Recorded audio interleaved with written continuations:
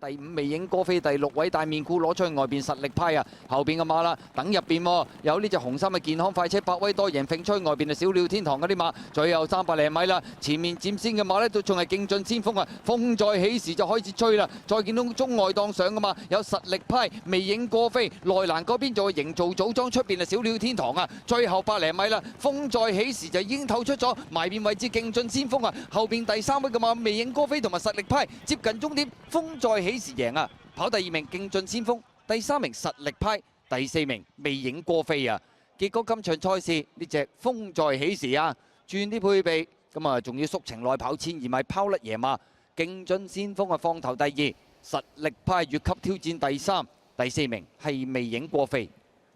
好啦，嚟到尾場賽事，匆匆再報名，風再起時，縮翻落嚟跑1002米，食個尾糊啊！梁家俊、容天鵬，勁進先鋒咁啊又上名啦，跑到第2，第3名外邊實力派，第4名魅影歌飛唔爆喎今場。係啊，大熱門又晚集，跟住又喺個外碟咁樣俾人頂。